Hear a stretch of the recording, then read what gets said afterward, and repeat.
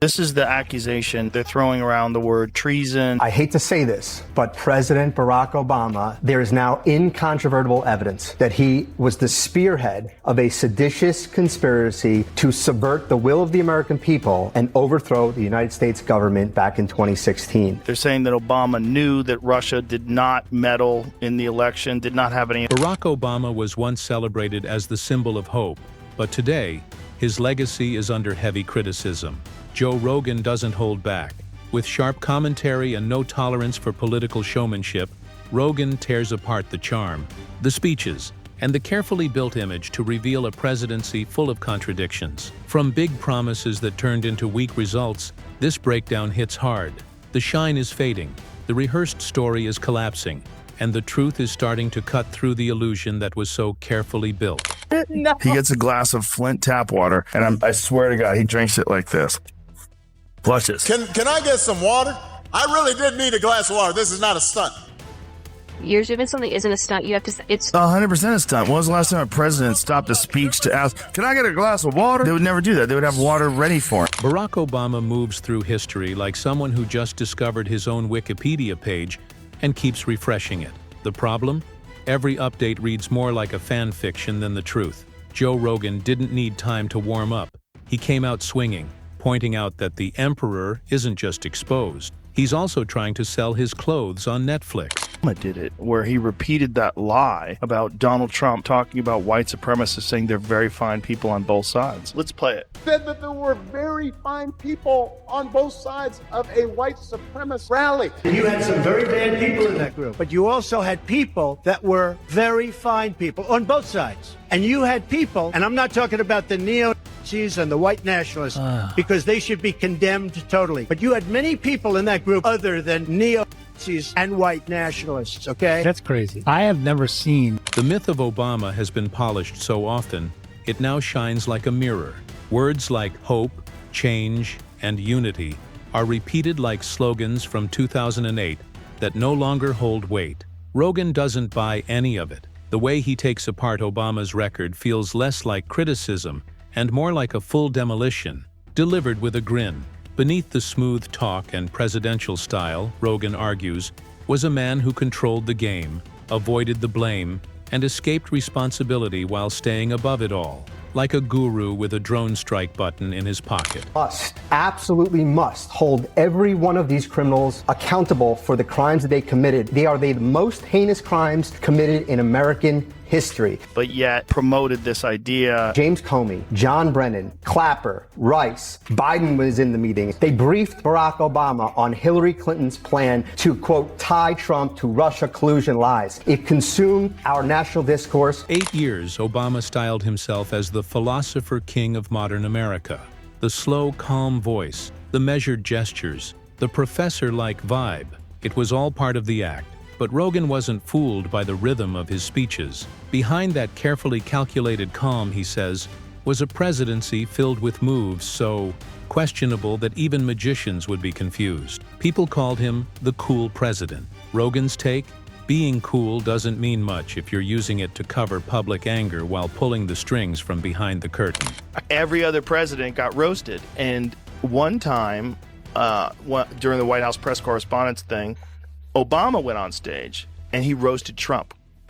And one of the lines he said to Trump, he said, "I'm one thing that you'll never be," which is the president of the United States. Because this is when Trump was trying to claim that Obama was from Kenya. Do you remember that? Yeah, yeah. The birther stuff. Yeah. Which is wild. That stuff was wild. If you're enjoying this video, make sure to subscribe to the channel and hit the bell icon. Now let's talk about foreign policy.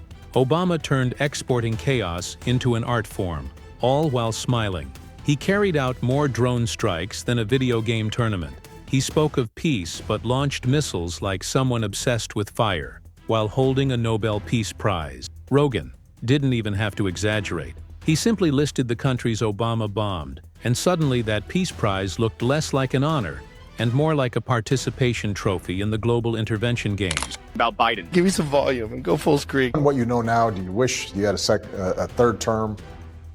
You know what? If I could make an arrangement where I had a stand-in, a front man or front woman, and they had an earpiece in, and I was just in my basement in my sweats looking through the stuff, and then I could sort of deliver the lines, but somebody else was doing all the talking and ceremony, I'd be fine with that. We know he wasn't really running the country. Yeah.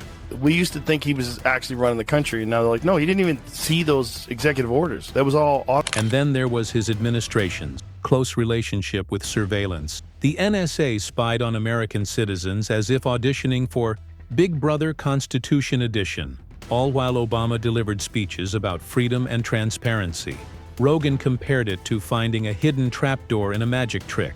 Obama talked about liberty in public while secretly wiretapping it in private. In his version of America, transparency applied to everything but his own actions. And let's not forget the media. Obama managed to turn journalists into cheerleaders. Reporters didn't just cover him, they seemed to admire him. Newsrooms echoed his talking points instead of asking hard questions. Rogan joked that the press looked more like eager interns at a motivational seminar, smiling and tweeting quotes, while real issues burned in the background. It was less journalism, more fandom. Then came the economic recovery story. Obama liked to take credit as if he personally saved the economy. With spreadsheets and charisma, Rogan exposed the reality. Bailouts for Wall Street, scraps for ordinary people. Yet the applause kept coming from those who never actually felt the recovery. The truth? The rebound was very real. For bankers, billionaires, and brunch influencers. For regular workers, it was just slogans and speeches. Level of surveillance that this government is putting forward is insane. It is crazy. And remember when Obama was confronted about it? He's like, it's just metadata. Metadata. No worries. Yeah, it's fine. Just trust us. Just metadata. Yeah. We're just collecting metadata. And Snowden's like, no, I was reading people's emails. Right. Yeah, we all read emails.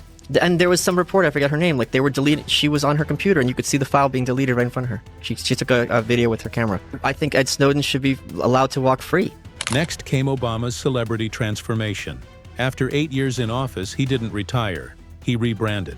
Suddenly, he was producing documentaries, sharing playlists, and narrating his own legacy like a self-made Netflix series. Rogan found it hilarious. The former commander-in-chief had turned into a content creator. The contradictions didn't stop. There, Obama preached about climate change while buying luxury beachfront property, as if rising sea levels were just gossip from Fox News. Rogan compared it to a diet coach sneaking donuts behind the curtain. And then came the Russia issue. Not the one involving Trump, but the 2016 election interference. Rogan highlighted how Obama's administration stood by as Russia meddled, watching events unfold but doing little to stop it. They knew it was happening. They let it happen, and later acted surprised at the outcome. Obama's version of cyber defense? A long sigh and a strongly worded memo.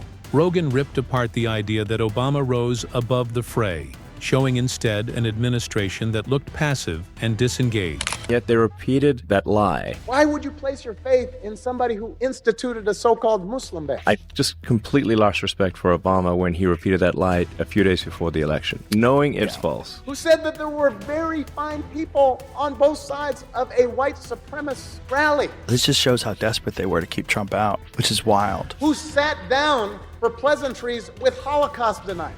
They just felt like this is a tool that we have, and let's use it. Let's just say whatever the we have. And what about healthcare? The major reform that became a bureaucratic nightmare. Obama promised it would be simple, affordable, and accessible for all. Instead, Americans got a system so complicated, it felt like solving a puzzle. Then the border issue. Rogan didn't miss the hypocrisy. Obama, who often preached compassion, ran the administration that built detention centers and quietly changed the language to make it sound less harsh. Kids in cages weren't labeled a crisis. They were just rebranded as policy. The gun debate followed a similar pattern.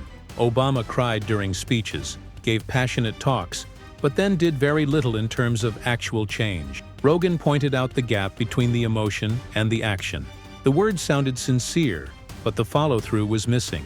To him, it was classic Obama, emotionally powerful, practically ineffective. I think the best people age the hardest. I think Obama was probably like a very idealistic young man Oh, Lord, what's going on now? Who's hollering? I can't even see it. who really wanted to change the world. And that dude aged more than anybody. I mean, I'm getting old, so I can't hear that well. I can't see that good. Who aged the least? Trump. Trump just This is something that he just brushed that shit off his shoulders like it was nothing. We knock on wood wherever we may have wood, that I'm in very good health. I just won 2 club championships, not even senior, 2 regular club championships.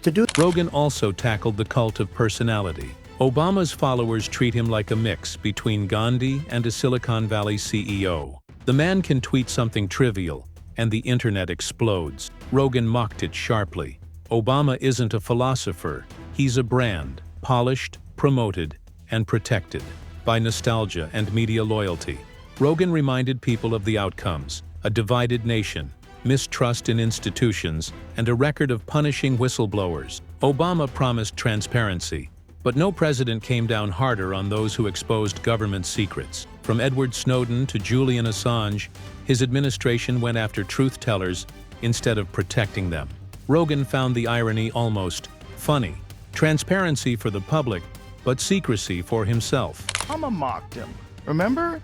He did the White House press correspondence dinner, and he said, No one is happier, no one is prouder to put this birth certificate matter to rest than the Donald. So he can finally get back to focusing on the issues that matter. Did we fake the moon landing? What really happened in Roswell? And where are Biggie and Tupac?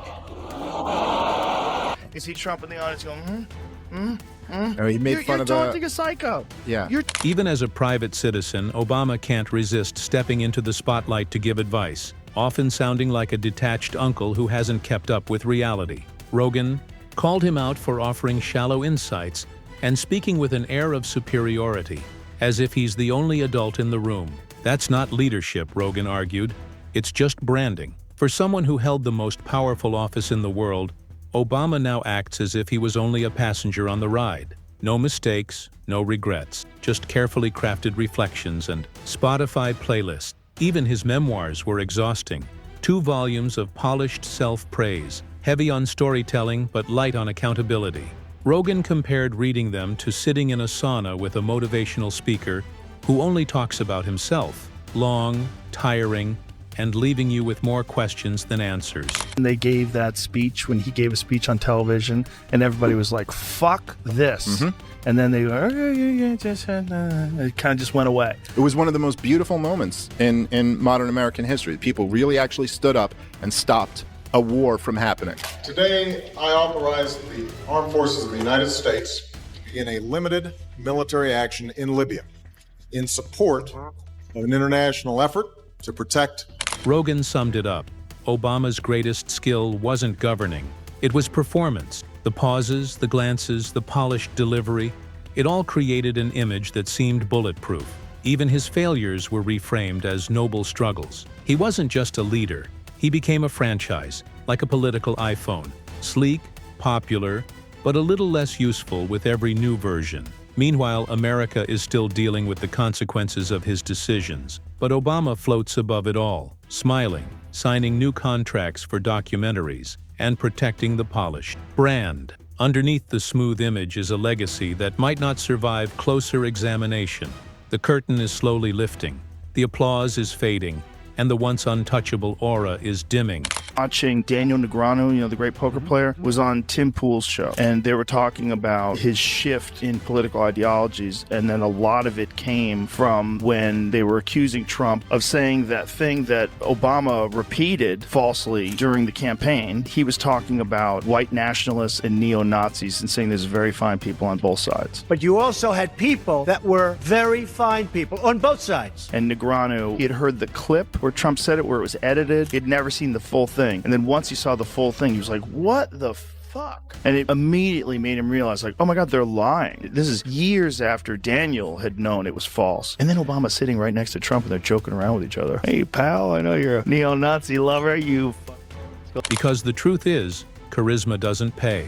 The debts history leaves behind. While Obama enjoys his Netflix projects and public image, the impact of his smooth-talking presidency continues to shake the foundation. Rogan didn't just question the story, he tore it apart. Being likable, he reminded everyone, is not the same as being effective. From corporate bailouts disguised as justice to drone strikes sold as peacemaking, the reality is not a success story. It's a carefully managed narrative that is now falling apart. The shine is fading, and what remains is a politician with great delivery but a legacy full of contradictions. Joe Rogan didn't just roast Obama, he held up a mirror. And when the smoke cleared, the reflection wasn't of a hero. It was of a man who mastered the art of looking right while doing wrong. The era of being untouchable is over. The myth is breaking apart, and for the first time, the spotlight isn't highlighting the legend, it's exposing the illusion.